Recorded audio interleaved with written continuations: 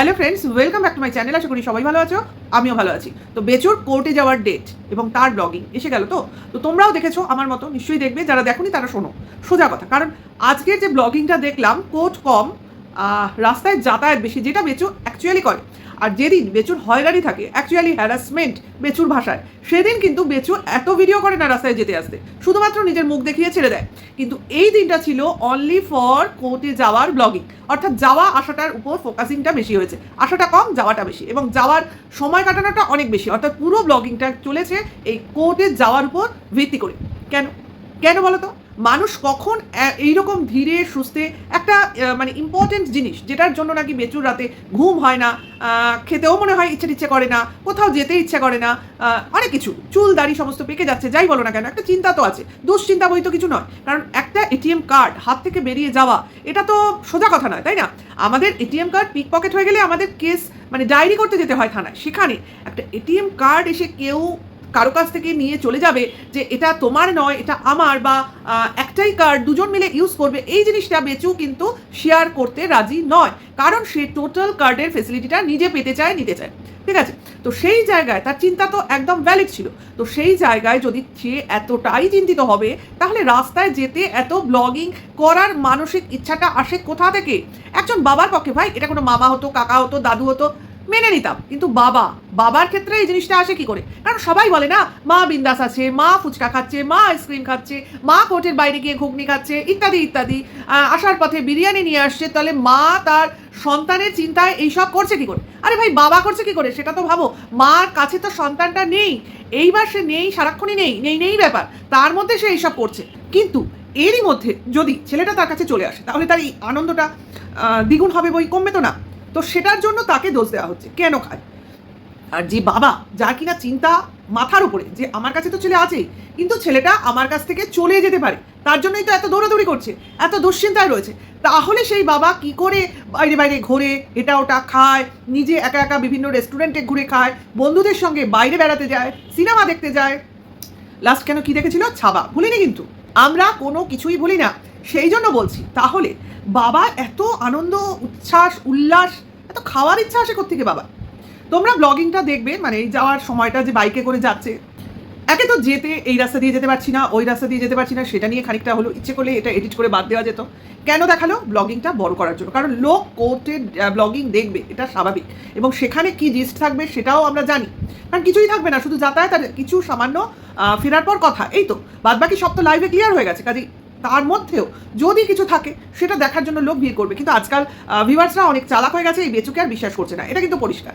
যাই হোক, তো বেচু তো যাচ্ছে, তো ভাই বাড়িতে সে এক কাপও চা খেতে তাকে দেখি না, সে রাস্তায় বেরোলেই বারবার চা খায়। তাহলে কি ব্লগিংয়ে চা খাওয়াটা দেখায় না, নাকি মা বাড়িতে চা করে দেয় না, তার জন্য বেচুকে অন্য কোনো বাড়িতে গিয়ে চা খেতে হয়? দেখো, 20 মিনিটের ভিডিও, 25 মিনিটের ভিডিও, খুব বেশি হলে 30 মিনিটের ভিডিও বা ব্লগিং, সেখানে সারাটা দিনের কাহিনী আসা সম্ভব নয়। বিশেষ করে যে জিনিসগুলো বাড়িতে সবসময় হয় না, বা যে সুবিধাগুলো বাড়িতে অ্যাভেলেবেল নয়, সেটা দেখাবে না। কারণ এরা তো নিজের ফ্যামিলিকে, নিজের বাড়িকে ফেয়ার এনাফ দেখাতে চায়। ঠিক আছে?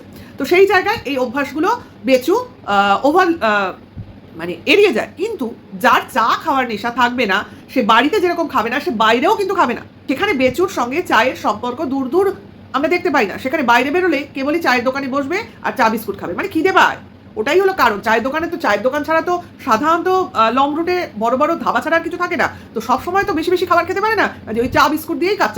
এইভাবে ঘুরতে ঘুরতে, বেড়াতে বেড়াতে, ব্লগিং করতে করতে অবশেষে তো কোর্টে পৌঁছানো গেল। ঠিক আছে? কিন্তু সেখানে গিয়ে না বেচু তার অ্যাডভোকেটের সঙ্গে দেখা করলো, না চিন্তার জন্য সে দৌড়লো, কোথায় গেল না ডাইরেক্ট গেল ব্রেড অ্যান্ড অমলেট খেতে। ভাবতে পারো? হ্যাঁ, খুব লোভনীয় ছিল, দেখছিলাম বেশ সুন্দর করে সফট ওই কোয়ার্টার পাউন্ড ব্রেডগুলো দিয়ে ডিমের অমলেট, মানে বেচুর লোভ লাগারই কথা। তো সেটা আগে খাওয়া ভালো, চিন্তা আমার মাথায় আছে, এবং ওই দুশ্চিন্তার জন্যই কিন্তু আমার এত খিদে পাচ্ছে। ঠিক আছে? মা কিন্তু আমার সকালে আমি যেখানেই বেরোই, আমাকে ভাত না খাইয়ে ছাড়ে না, বেচু নিজে বলেছে। কারণ রাস্তায় বেরিয়ে কিছু খাবার যদি না পাই, মানে সব খাবারের দোকানে আর কি আগুন লেগে যাবে। যেদিন বেচু বাড়ির থেকে ভাত না খেয়ে বেরোবে, সেদিন সব খাবারের দোকান হয় বন্ধ থাকবে, নয় খাবারের দোকানে আগুন লেগে যাবে। তার জন্য বেচুর কপালে খাবার জুটবে না। তো সেটা বেচুর মা জানে, কারণ বেচুর খুব ছোটবেলায় কোনো জ্যোতিষী এই ভবিষ্যৎবাণীটা করে দিয়েছিল। তো সেটা শুনেই মা সবসময় ভীত থাকে, এবং কখন যাবে ছেলে সেটা জেনে নিয়ে খুব ভোর রাত্রে উঠে রান্নাবান্না সেরে ছেলেকে ভরপেট খাইয়ে, মানে ভুঁড়িটা বড় করে তবেই ছাড়ে। সে তুমি ট্রেনেই যাও, বাইকেই যাও, আর 4 চাকায় যাও, তোমাকে খেয়ে বাড়ি থেকে বেরোতে হবে, কারণ খাবারের দোকানগুলোকে আমাকে বাঁচাতে হবে। ঠিক আছে, এটা বেচুর মার একটা আর্জি বলতে পারো। তো সেটা বেচু মানে, তো বেচু তো অল্প দুমুঠ খেয়ে বেরোবে না, সে খাবারও বেচু এক এক সময় শেয়ার করে। সেখানে জানো বেচু কি পরিমাণ খায়, ভর পেট খেয়ে বেরোয় সে। তোমার এক তরকারি ভাতই হোক, একটা ডাল আর ভাজাই হোক, বেচুর তাতে কোনো অসুবিধা নেই। তুমি শুধু দই আর ভাতই দিয়ে দাও না কেন, বেচু আরাম করে আয়েশ করে খেয়ে পাত পরিষ্কার করে দেবে। ঠিক আছে, অর্থাৎ মার কোনো সমস্যা নেই। শুধু খাবার মানে যে জিনিসগুলো খাওয়া যায় সেগুলো শুধু ছেলের সামনে রাখতে হবে। অর্থাৎ খাবারের যোগ্য বস্তু ছেলের সামনে রাখলেই ছেলে সেগুলো খেয়ে নেবে, পরিষ্কার করে খেয়ে নেবে এবং হজমও করে নেবে। কারণ হজম সে করে ফেললো, কোর্টে যেতে যেতে ওই পরিমাণ খাবার হজম করে ফেললো, তার জন্যই তো ডিম পাউরুটির দিকে চোখ গেল, মানে লোভ হলো। এবং তার জন্যই দুশ্চিন্তাকে সরিয়ে দিয়ে অ্যাডভোকেটকে অন্য জায়গায় বসিয়ে রেখে আগে আমি খেয়ে নিই, তো খেলো। তারপরে অ্যাডভোকেটের সঙ্গে অবশেষে মোলাকাত হলো, কিন্তু অ্যাডভোকেট তো খুব মিস্টেক করে ফেলেছে। অর্থাৎ কাজটা দেরিতে হবে, সেকেন্ড হাফে হবে, 2:30-এর সময় হবে। বেচুকে 7 তাড়াতাড়ি ডেকে পাঠিয়েছে। এটা ফোনেও বলতে পারিনি বেচুকে, বুঝেছো? ফোনে যদি বলে দিত তাহলে বেচু লেটে বেরোতো। অর্থাৎ মা বেশি করে আরও রান্না করতো, আর বেশি বেশি খেয়ে আরাম করে আরও আরাম করে ও ধীরে সুস্থে মোটর সাইকেলে বসে গেছিল তো, ও হয়তো মোটর সাইকেলকে হাঁটিয়ে হাঁটিয়ে নিয়ে যেত। বুঝতে পারছো কীরকম বলছি? তো সেই রকমভাবে যেতে পেতো। তার জন্য অ্যাডভোকেটের উপর একটু রাগ হলো। আপনি আগে বলতে পারতেন, এত আমার তাড়াহুড়ো, ভীষণ তাড়াহুড়ো। সকালে দাঁত মাজতে মাজতে মার ঝ্যাঁটা রেডি করে দিল এবং নিজে হুটন পরিষ্কারের একটা অভিনয় করে মার হাতে ঝ্যাঁটাটা রিটার্ন ব্যাক করে দিল। এইটুকু হলো বেচুর কাজ। হ্যাঁ, মেইন কাজটা তো বললামই না, সেটা হলো ব্লগের শিডিউল করে ছাড়াটা, সেটা হলো মেইন কাজ। মানে যেটা হলো তোমার মানে কি বলবো, পেট ভরাবার কাজ, অর্থাৎ ইনকামের কাজ। সেটা না করলে তো হবেই না, মানে ভাতের হাঁড়ির জল গরম হবে না। হ্যাঁ হবে, ওদের তো আবার কাঠকুটো আছে, তাতে জল গরম হবে, চালও জমির আছে, হ্যাঁ সেটাও হবে। না না, যেটা হবে না সেটা হচ্ছে এসির বিল মেটাতে পারবে না। ঠিক আছে, তো সেটার জন্য আর কি ওটা শিডিউল করা হলো। এরপরে তো পরের টাইমে ঠিক টাইমে এসডিও সাহেবের কোর্টে গিয়ে কি হলো না হলো সেটা তো আমাদের লাইভে বলে দিয়েছে না। কিন্তু বেচু বেরিয়ে বললো আমরা জিতে গেছি, অর্থাৎ কাটার মুকুট আমার মাথায়। ঠিক আছে, তো আমি এবার ওই কাটার মুকুট পরেই ঘুরে বেড়াবো, আর একটা সময় যখন আমার মা সুস্থ হবে আমি সেলিব্রেশন করবো, হই হুল্লোড় করবো। ছেলে আমার কাছেই আছে, আমার ছেলেকে কোলে নিয়ে আমি নাচবো। ছেলে তোর কাছেই ছিল, কোথায় গেছিল? কোথাও তো যায়নি। ছেলেকে নিয়ে যাওয়ার প্ল্যান সে তো তোরা কতবার কতভাবে ভেস্তে দিয়েছিস। তোদের প্ল্যানারই বলেছে যে আমি অনেক কিছু করেছি, ওরাও অনেক কিছু করছে, আমরাও অনেক কিছু করছি। তাহলে এই যে তোরা এত কিছু করেছিস, এতগুলো মেডিকেল সার্টিফিকেট জোগাড় করেছিস, এই যে অ্যাবসেন্টের দরুন এগুলো তোর জোগাড় করতে হয়েছে, তো এগুলো কেন করতে হয়েছে? বিনা কারণে তো করতে হয়নি, কিছু বাধা দেওয়ার জন্য করতে হয়েছে। আর এখন যখন তুই জানিস যে বিষয়টা তুই অলরেডি আগে থেকে নোন তোর কাছে যে ব্যাপারটা ঘটবে, এবং যেই ব্যাপারটা শিলমোহর গতকাল পড়লো, মানে তুই যেদিন কোর্টে গেলি, তো সেই ব্যাপারটার ওপর তোর যে এই একটা সাসপেন্স ক্রিয়েট করে ভিউয়ার্সদের জানানো বা ভিউস অ্যাকুমুলেট করার চেষ্টা, এগুলো কি কোনো কাজে আসলো? কোনো কাজে আসলো না। কারণ কেউ একজন যদি নিজের জায়গাটা এমনি এমনি ফাঁকা রাখে, সেখানে তুই কার সঙ্গে কি লড়াই করলি? কোনো কিছু লড়াই করলি না, তো লড়াই তো হলোই না। তাহলে জিতটা কার হলো আর হারটাই বা কার হলো? আর এই যে মা আর সন্তানের একটা রিলেশন না, তোর একটু বোঝার বাইরে। ঠিক আছে, কারণ তুই তোর মাকে দেখেছিস, তোর মার মধ্যে সেই পদার্থই নেই। মা আর তার সন্তানের রিলেশন না ভগবান তৈরি করে, তুই তৈরি করিস নি, তুই একটা মিডিয়েটার। ঠিক আছে, তো এখানে মা যখন মনে করবে মা সেই কাজটা করতে পারে। এই যে মা কিছু মনে করছে না, মা কিছু বলছে না, সেটা কেন? মা চাইছে তার সন্তান তার জন্মভিটেতে থাকুক।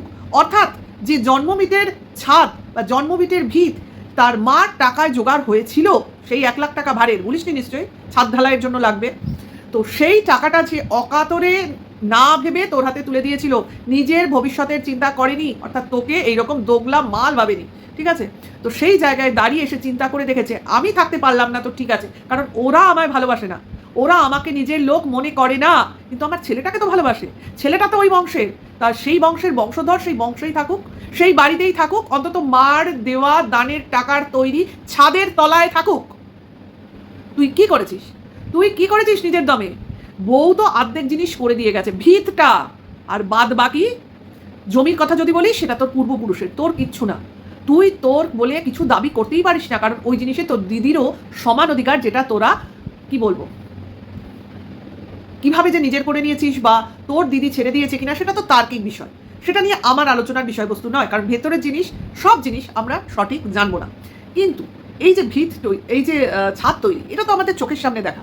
কাজে সেই মার ছাদের তলাই তার সন্তান থাকবে, বড় হবে, এবং যে 3 মাস 3.5 মাস যে সঙ্গটুকু তার ছেলেকে সে দিয়ে গেছে, সেটা সে সারা জীবন তার মনের গোপন জায়গায় রেখে দেবে। কোনোদিন সেখানে আলো প্রবেশ করলে সে জাগ্রত হবে, এই বিশ্বাসটুকু রাখি। একজন মা হয়ে রাখি। তোর মার মতো এত নির্মম মা আমি দুটো দেখিনি। সেখানে আমি অন্তত টিনুকে চিনি। সে নিজের ভালো থাকার কথা ভাবেনি, সে তার সন্তানের ভালো থাকার কথা ভেবেছে। সে যেভাবে নিজের মানে কি বলবো, নিরাশ্রয়ের মতো বাড়ি থেকে বেরিয়ে গেছিল, যতই বাপের বাড়ি থাকুক, একটা শ্বশুর বাড়ি যেখানে আমি এত বছর খেটেছি, যেখানে আমার সন্তানটা রয়েছে, আমার জন্ম দেওয়া 9 মাসের সন্তান, নারী ছেঁড়া ধর, তো তাকে ছেড়ে চলে আসা বা তাকে না আনতে পারার যে দুঃখ, ও তো পরে ওখানে রাখবে ভেবেছিল, প্রথমে তো ভাবেনি। যাই হোক, প্রথমে ও ভাবেও নি ও চলে যাচ্ছে, ও ভেবেছিল আবার আমি ফিরে আসবো এখানে।